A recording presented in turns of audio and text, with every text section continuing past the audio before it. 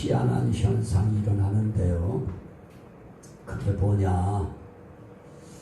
불교는 저 화일이 다가오기 전에 서울 시내 곳곳에 등이요 얼마나 환하게 찬란하게 등이 빛을 비추는지 이 모든 것들을 또 다 국가에서 돈을 다 대줍니다.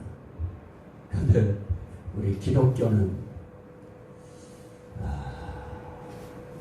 이 징글벨 하면서 산타 할아버지 왔다고 하던 그런 노래가 시중에 없어지고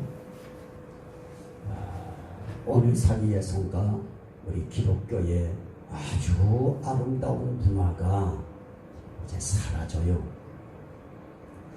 오늘 우리는 그런 시대 상황 속에서 그나마 우리에게 이 성탄주간이라고 하는 이 주간이 있다고 하는 이 사실 하나, 이거 우린 이제 이거 놓치면 우리 이제 끝납니다.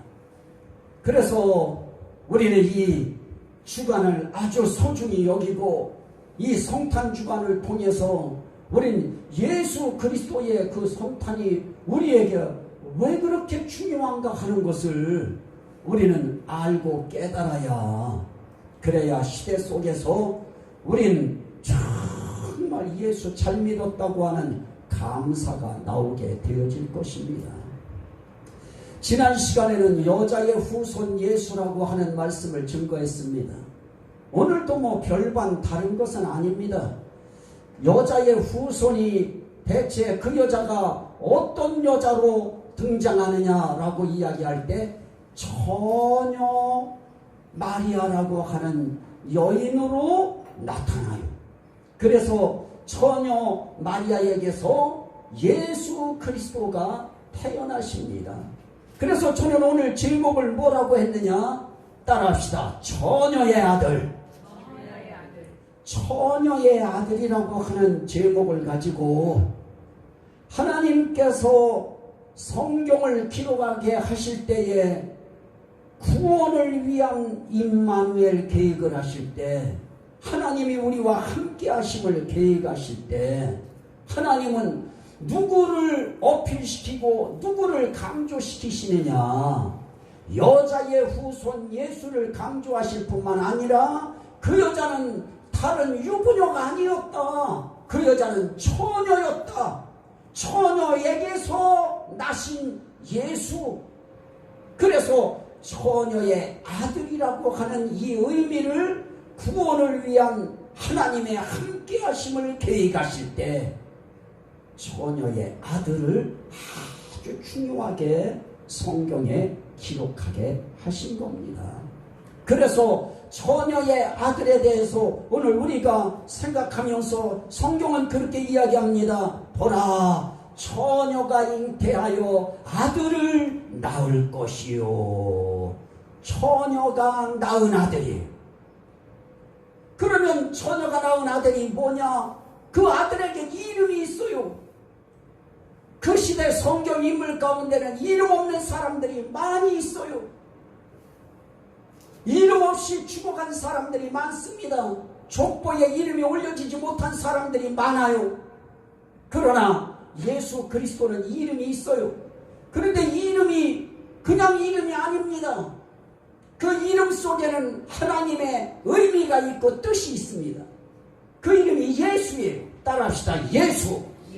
예수는 다른 것이 아니에요. 자기 백성을 죄에서 구원할 자. 구원할 자, 구원자, 구원이라고 하는 의미가 바로 예수입니다. 그러면 예수의 이름을 통해서도 우리는 무엇을 알 수 있습니까? 예수는 이 땅에 구원하러 오셨다. 죄로 말미암아 멸망받아야 되는 그 백성을 구원하기 위해서 오셨다.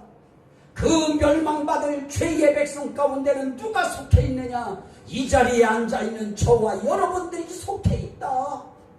그런데 우리 구원하기 위해서 예수님이 처녀의 아들로 오셨다. 그 이름은 또 뭐라고 하느냐, 우리가 읽었습니다마는 임마누엘이라고 그래요. 보라, 처녀가 잉태하여 아들을 낳을 것이요 그 이름을 임마누엘이라 하리라. 임마누엘이 뭡니까? 하나님이 저희와 함께 계시다. 하나님이 우리와 함께 계신 것을 뭐라고 하느냐? 임마누엘이라고 그래요. 그러면 예수님께서 그 이름을 예수라고 할 뿐만 아니라 임마누엘이라고 하실 때 그 임마누엘의 의미 속에 뭐가 있어요? 나는 하나님으로서 너희 가운데에 함께 있다. 하나님인 내가 너희와 함께 있다. 그걸 임마누엘이라고 하는 이름으로 우리 예수님이 달고 이 땅에 오십니다. 그것뿐만이 아닙니다. 이사야서 9장 6절에 우리가 한 아기가 우리에게 낳고 한 아들을 우리에게 주신 바 되었는데 그의 어깨는 정사를 메었고, 그러면서 그 이름이 뭐냐? 그 이름은 기묘자라. 참 이름의 의미 속에 아주 신령한 의미가 있어요. 기묘자, 기묘한 자예요. 글자 그대로예요. 그분은 기묘한 자예요. 어디서부터 기묘하냐? 태어나는 것부터 기묘해요. 세상 사람들의 과학의 사고로는 도저히 이해할 수 없는 처녀에게서 어떻게 태어날 수가 있어요? 그분의 태어나신 출발 자체부터 기묘해요. 잉태도 사람의 씨로 태어나 잉태되는 것이 아니에요. 임신부터가 성령으로 되어져요. 하나님의 능력으로 되어져요. 그분은 이름 자체가 기묘자예요. 그런데 이 세상 그 누구도 이름은 기묘한 이름을 지을 수 있는지 몰라도 기묘한 사람들은 없어요. 그러나 예수님은 이름 자체가 기묘자예요. 기묘한 자예요. 기기묘묘한 자예요. 그분은 또 뭐라고 하느냐? 모사라 그래요. 그 이름을 모사라고 그래요. 모사는 뭐예요? 지혜자예요. 그 모사는 지혜자예요. 모든 사람들을 가르칠 수 있는 자예요. 그래서 그분이 이 땅에 오셔서 그 지혜로 백성들을 가르칠 때 사람들이 그 가르침에 놀라니라 그래요. 이 세상 사람들의 감정을 흔들고 움직일 수 있는 웅변가들은 많습니다. 그 가르침에 놀라게 할 수 있는 사람들도 많아요. 그러나 우리 예수님처럼 하늘의 교훈을 가지고 놀라게 할 수 있는 사람은 예수 그리스도 한 분밖에는 안 계신 것입니다. 그분은 이 땅에 오셔서 하늘에 대한 세계에 대해서 놀랄 만한 교훈을 이 땅것을 적용시켜서 말씀하셔요. 또 그분은 어떤 분입니까? 전능한 하나님이라 그래요. 그 이름은 전능한 하나님이라. 전능한 하나님이라고 하는 이름 속에는 그 하나님의 속성이 있어요. 그분은 우리 인간들처럼 젊을 때는 힘이 있어요. 나도 우리 걸으시는 분들 걷는 거 이렇게 보면은 뭔가 뒤뚱뒤뚱 하는 것 같고 이러는데, 내가 걸어보니까 한 해 한 해가 달라요. 나도 걸을 때 뒤뚱거려요.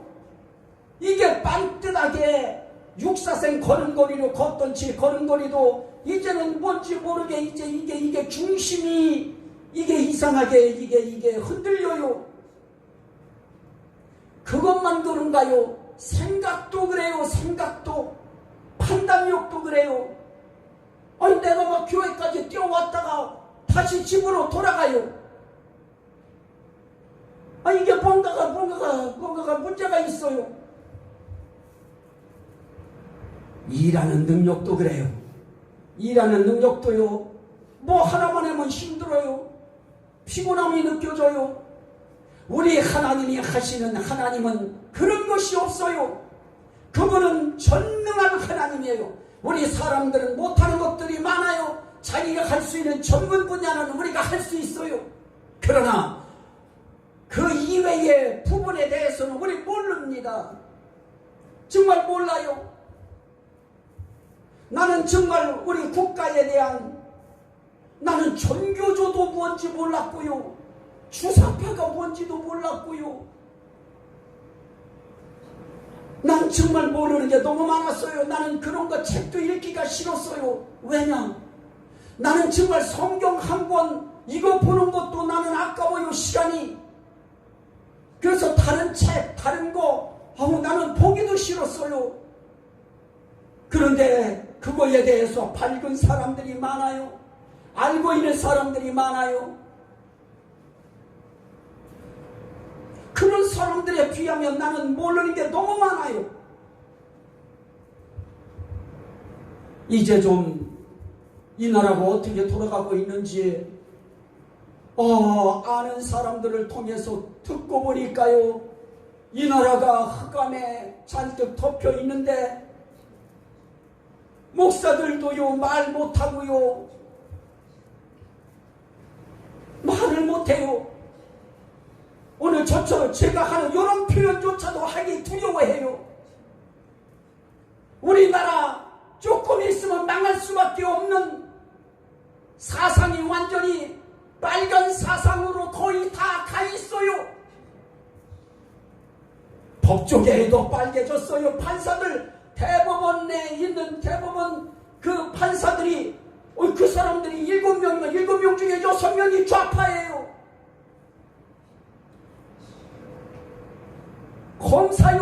검사들도 빨간색 가진 사람들이 많아요.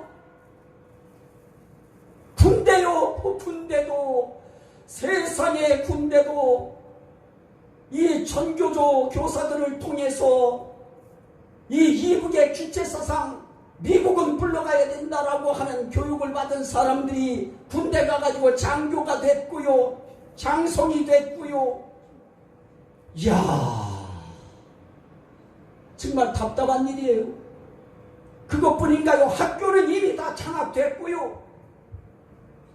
그 중에 그나마 몇몇 교사들이 아등바등 그 틈새에서 버텨내고 있고요. 그것뿐인가요? 언론은 어때요? 심지어 조중동이라고 하는 조선일보, 중앙일보, 동아일보라고 하던 이런 언론까지도 이제 보세요. 여러분, 나는 증인이에요. 나는 8월 15일부터 정말 내가 광화문에 나가가지고 토요일마다 계속 참여했던 사람이에요. 없어요. 일반 방송 안 나와요. 그리고 평화예요. 거기에서 이야기하는 사람을.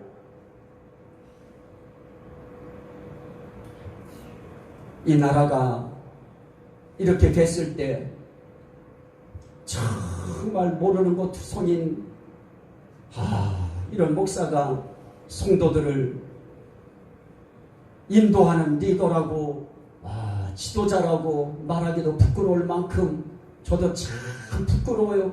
벌써 교육을 제대로 이런 교육이라도 시켰어야 되는데 그거 성경 몇 구절 가르친다고 나라가 어떻게 돌아가고 사상이 어떻게 나라가 이렇게 됐나도 안 가르쳤어요. 전능한 하나님, 그 하나님이 전능한 하나님의 손으로 지금 사람들이 구름대처럼 몰려나온다고 하지요.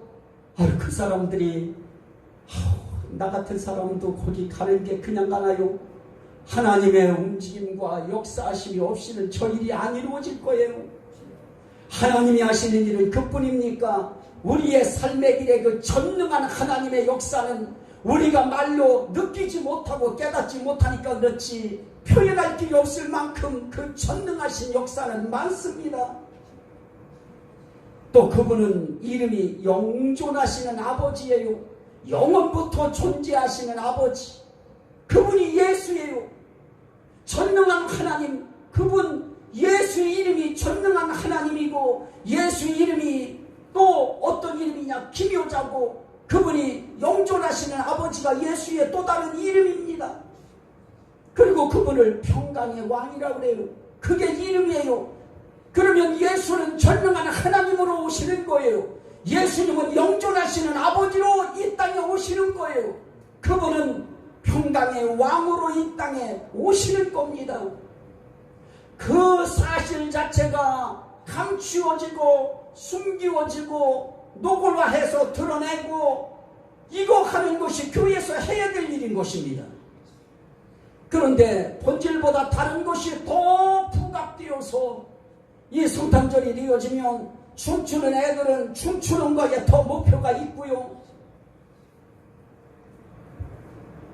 처녀의 아들, 그 이름이 예수, 임마누엘, 기묘자, 모사, 전능한 하나님, 영존하시는 아버지, 평강의 왕. 이분이 처녀의 아들로서 오신 예수 그리스도세요. 우린 그분 믿는 거예요. 그런데 처녀의 아들이 이 땅에 태어날 때 처녀의 아들 속엔 특은성이 있어요. 특별한 은혜성이 있어요.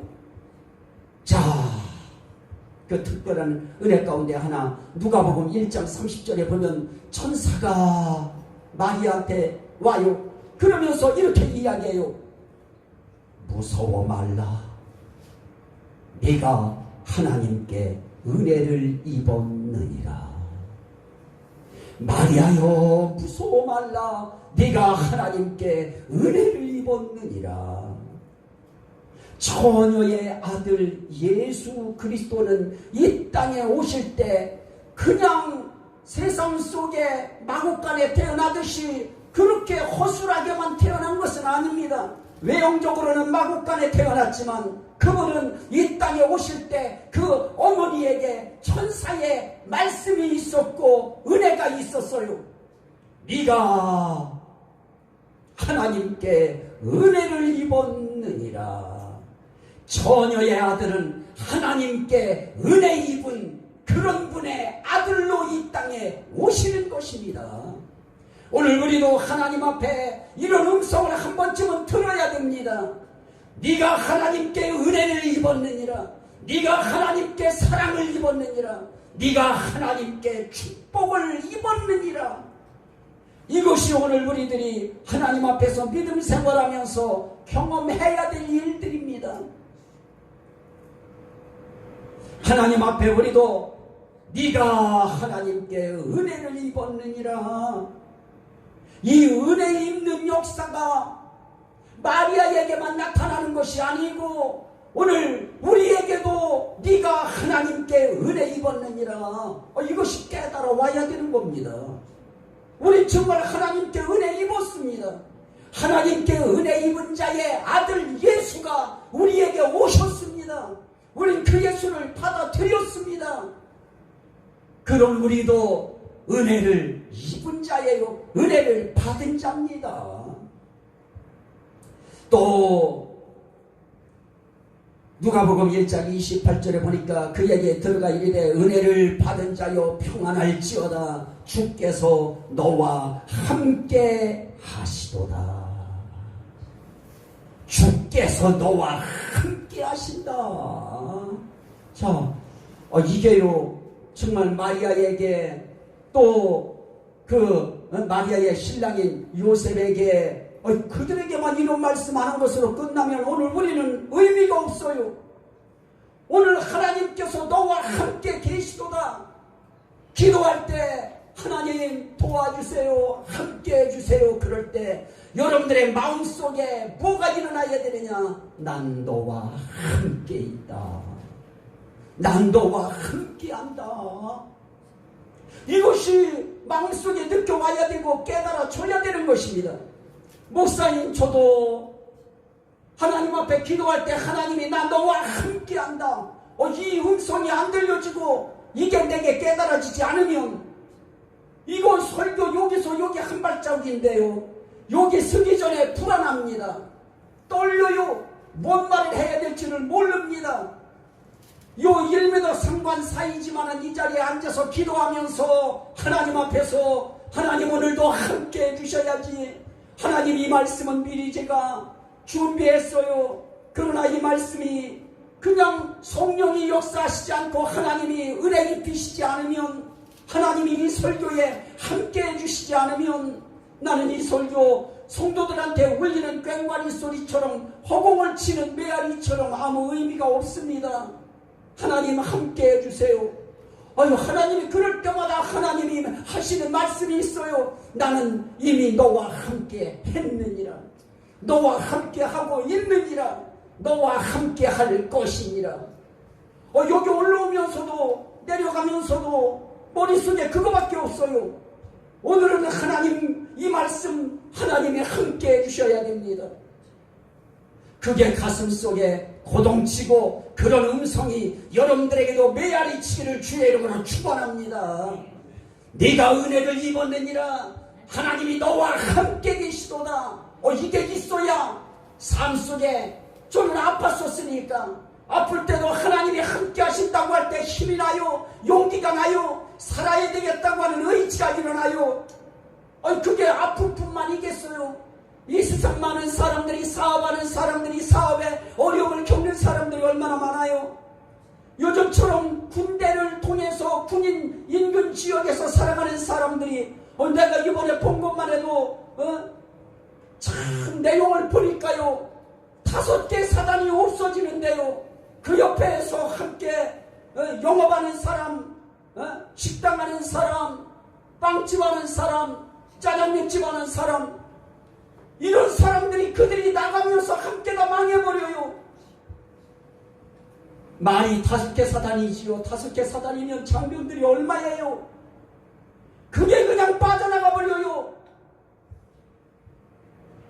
어떤 대책도 없어요. 방비책도 없이 그냥 다 빠져나가 버렸어요.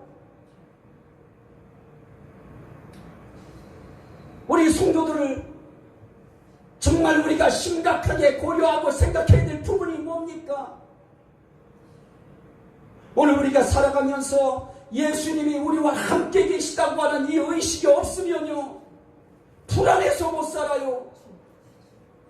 여러분들 혹시 한강 어귀까지 지질조사인지 수질조사인지 뭔 조사라고 하는 이름으로 그들이 그 한강 어귀까지 전부 다 조사한 거 거기로 걔네들한테 다 넘겨줬다는 건 아시나요?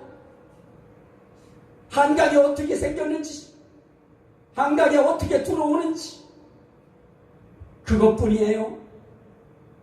공중에 비행기가 못 떠요. 못 뜨게 만들어 놔버렸어요.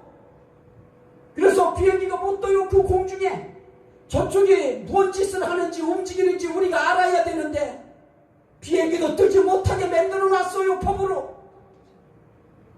그러면 그들의 움직임이 어떤지 어떻게 알아요? 그런데 그런 것까지 일본하고 협조하던 것도 다 깨버렸어요. 이런 시대 속에 그냥 이렇게 앉아서 우리가 예배 드리는 1시간으로 끝난다고 하면 우리 이거는 너무 불안해요. 저도 여러분도 우리 가운데 누군가 한 사람이라도 하나님이 너희들과 함께 계시다 이 음성 받아야 돼요. 여러분들을 통해서라도 하나님이 이 나라 살린다고 하는 음성 받아야 되고요. 나는 이 나라에 은혜 입힌다. 나는 이 나라와 함께한다. 너희 기독교인들과 함께한다. 이 음성 받아야 돼요. 목사한테 빌을 일도 아니고 우리 모두가 다 하나님 앞에서 이 은혜 입어야 됩니다. 이거 없이 불안해서 못 살아요. 너무 답답해요. 그런데 처녀의 아들 예수 그분이 태어났을 때예요. 특별한 사건이 또 생겨요. 특별한 은혜가. 누가복음 2장 13절 이하에 보면 호련히 수많은 천군이 그 천사와 함께 하나님을 찬송해요. 그러면서 뭐라고 하느냐? 지극히 높은 곳에서는 하나님께 영광이요 땅에서는 하나님이 기뻐하신 사람들 중에 평화로다. 여러분, 우린 평화하지만요 누구에게나 평화가 아니에요. 하나님이 기뻐하신 사람들 중에 평화예요.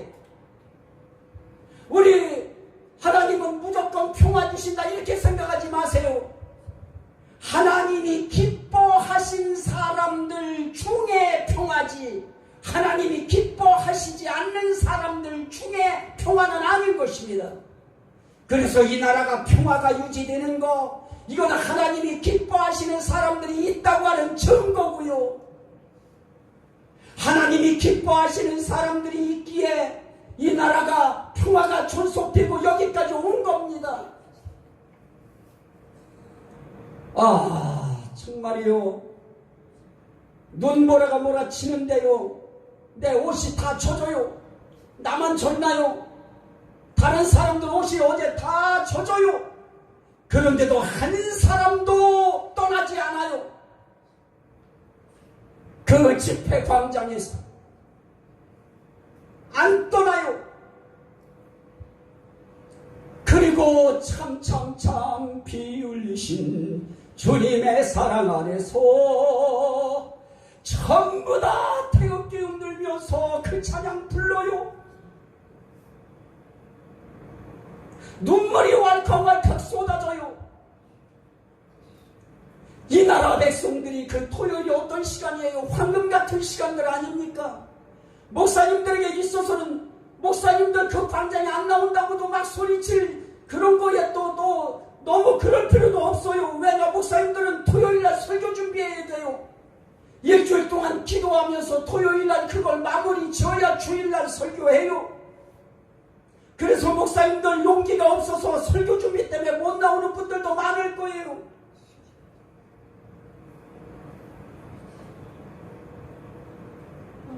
평화가 아무에게나 임하는 것이 아니고 하나님이 기뻐하신 사람들 중에 평화로다.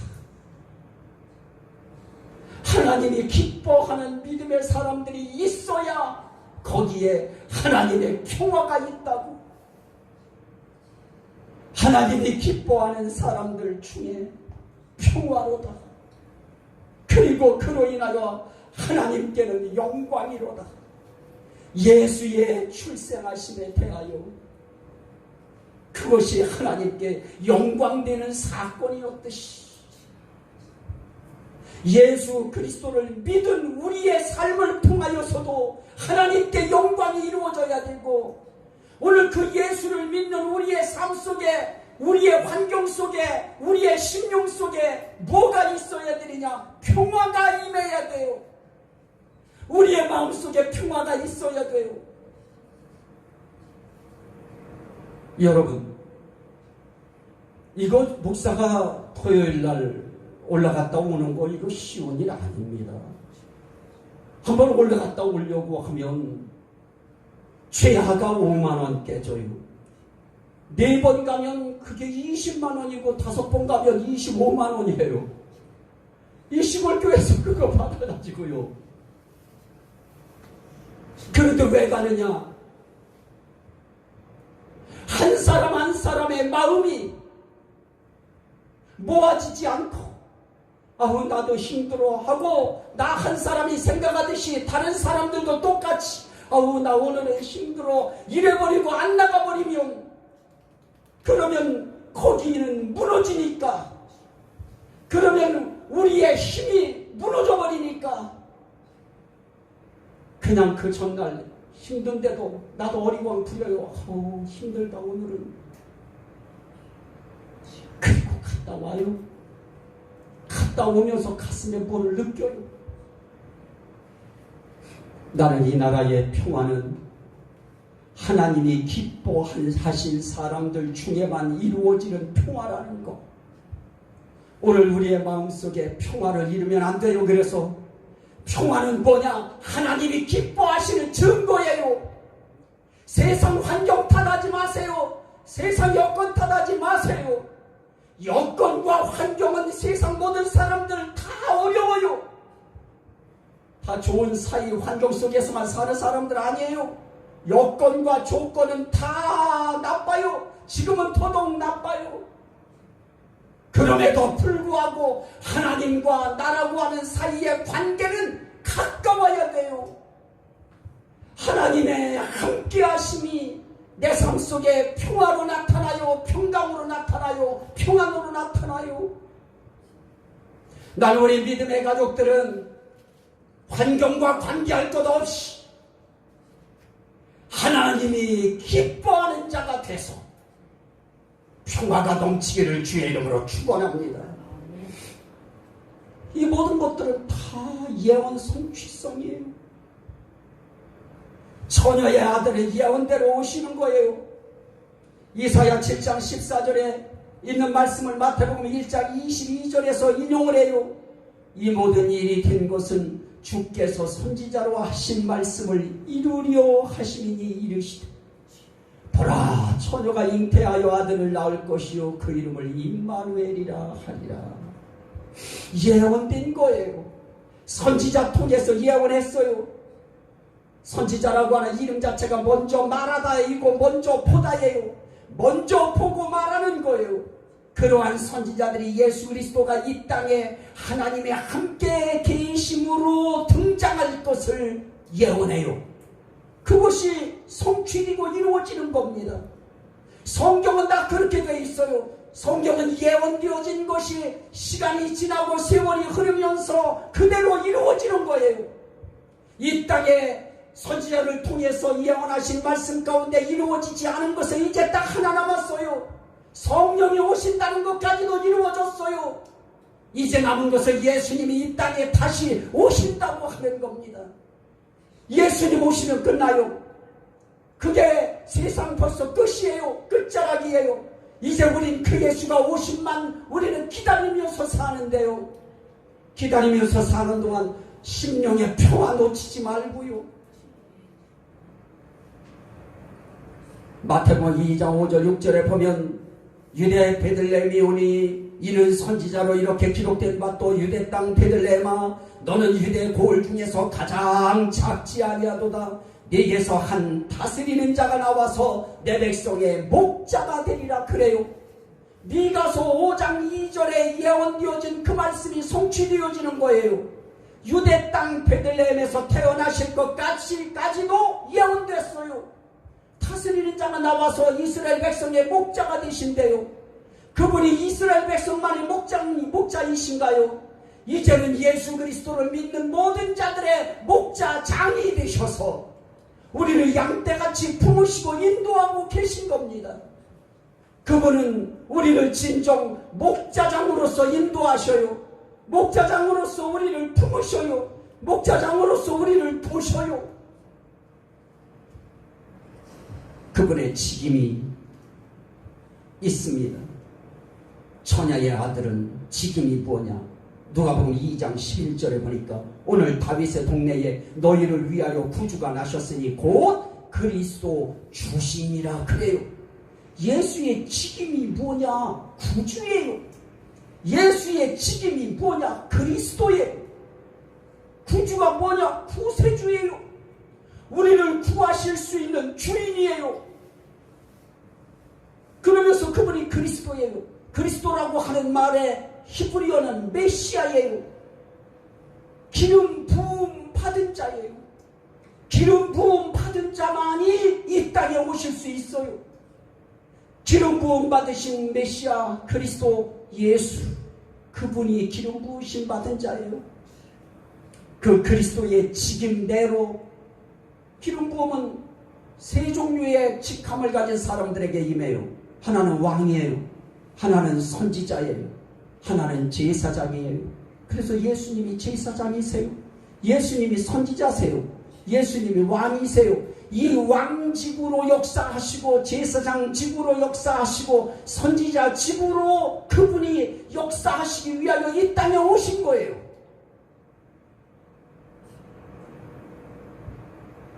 그 일하셔요. 그리고 처녀의 아들의 존재성인데요. 처녀의 아들의 존재는 그냥 인간의 씨로 되어지는 것이 아니고요. 마태복음 1장 20절에 보니까 다윗의 자손 요셉아 내 아내 마리아 데려오기를 무서워 말라. 그에게 잉태된 자는 성령으로 된 것이라. 임신된 것 성령으로 된 것이다. 마태복음 1장 18절에는 그럽니다. 예수 그리스도의 나심은 이러하니라. 그의 어머니 마리아가 요셉과 약혼하고 동거하기 전에 성령으로 잉태된 것이 나타났더니 성령으로 잉태되었어요. 그분의 존재성은 성령이에요. 성령이 그 존재의 뿌리예요. 이 세상 그 누구도 성령으로 태어난 자는 그 어떤 종단의 창시자도 성령으로 태어난 자는 없어요. 오직 예수 그리스도 한 분만 하나님의 성령으로 태어나요. 누가복음은 그렇게 1장 35절에 그렇게 표현해요. 성령이 내게 임하시고 지극히 높으신 이의 능력이 너를 덮으시니 이름으로 나실 바 거룩한 이는 하나님의 아들이라 일컬어지리라. 성령과 하나님의 능력으로 예수님이 태어나셔요. 달라요. 출생 자체가 달라요. 그럼 그분의 사역은 뭐냐? 사역성이에요. 그건 속건제물이 되는 거예요. 속건제물에 대해서 이사야 53장 10절은 그렇게 말씀합니다. 여호와께서 그에게 상함을 받게 하시기를 원하사 질고를 당하게 하셨은즉 그의 영혼을 속건제물로 드리기에 이르면 속건제물로 드려져요. 그러면 속건제물로 드린다고 하는 것이 뭐냐? 12절에서는 이사야 53장 12절에서는 이렇게 말씀해요. 그가 자기 영혼을 버려 사망에 이르게 하며, 자기 영혼을 버려서 사망에 이르는 속건제물이 되기 위하여 이 땅에 오셔요. 왜 오시는가? 많은 사람의 죄를 담당하며 범죄자를 위하여 기도하였느니라. 속건제물이 되시는 것은 많은 사람의 죄를 담당하는 속건제물이에요. 많은 사람의 죄값을 대신 담당하고 대신 해결하고 대신 처리하는 제물이에요. 그걸 속건제물이라고 합니다. 예수님은 자신의 죄 때문에 이 세상에 오시지 않았습니다. 그래서 그분은 어떤 분이냐? 처녀의 아들은 거룩성이 있어요. 거룩한 분이에요. 그래서 누가복음 1장 35절 하반절에 보니까 이름으로 나실 바 거룩한 이는 하나님의 아들이라 일컬어지리라. 거룩하신 분이에요.